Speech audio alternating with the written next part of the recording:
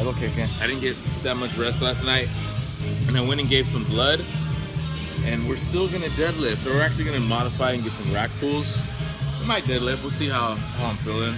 It's like I feel like I can get away. This is what I do. You know, I'm not prescribing you guys anything. This is my personal preferences.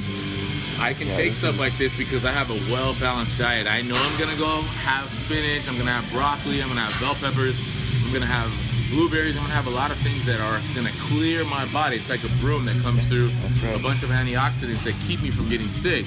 Now a lot of kids, you guys are diving in, and I say kids, I am a little bit older, I've been doing this for a while.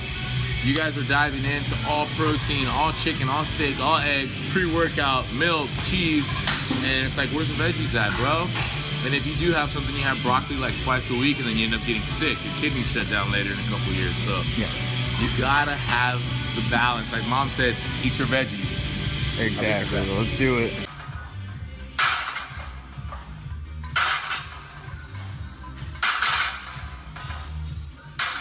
All these concoctions up here. It's like a little pharmacy. Emergency. I just took it. No, I'm not sick. I do have like a little stuffiness. That's because I slept with the fan on last night. But you want to take something like this, the vitamin C. You can actually do regular tabs and stuff too. But the vitamin C helps your body absorb the pre-workout even more. So even though I have biopepperine in this biopepperine is basically like a black pepper extract, and it helps your body to burn fat and absorb more nutrients. But the vitamin C is gonna help double pack that pretty much, like create a synergistic effect. Synergistic means to like literally double the effects. Infuse? Yeah, pretty much. So, but the main purpose of this one actually has more carbohydrates that come from fructose, which is a sugar. It's the second fastest digesting speed of carbohydrates out. So dextrose is the first quickest digesting speed, and then this is the second.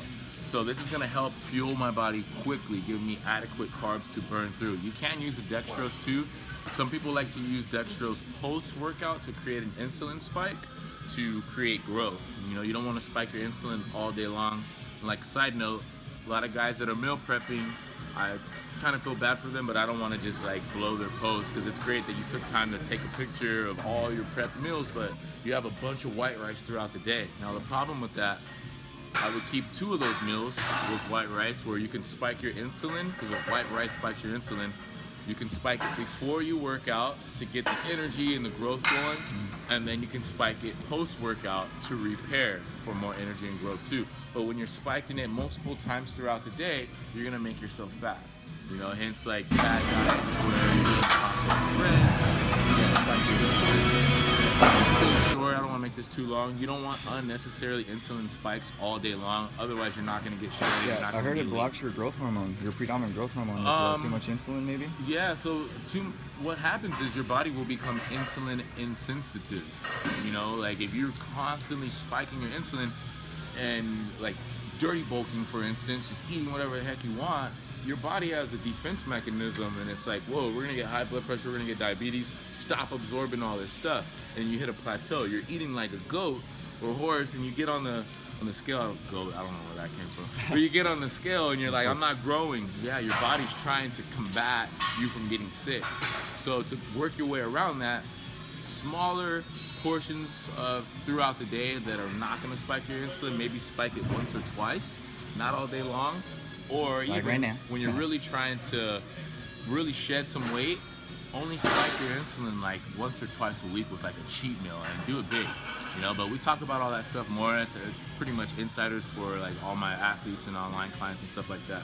So, but also, quick little recap: low glycemic, and then we're looking at high glycemic. Right. So it's still on the high glycemic index because it's still sugar, but it's not the highest, you know, compared to dextrose, which is like found in Wonka candies and stuff like that. What really builds the thickness and makes your back fire just more. Overhand, you're gonna get a lot of assistance from your biceps and even your rear delts. For some people, it really happens to work their rear delts a lot, but that's a good thing because we neglect our rear delts a lot. A lot of people don't have big old crazy calves, and it's because we almost treat them like calves. At the end of the workout, burn out like 2 sets, don't do your calves like that. But we neglect rear delts how we neglect calves. But back to the underhand. Oh, winded.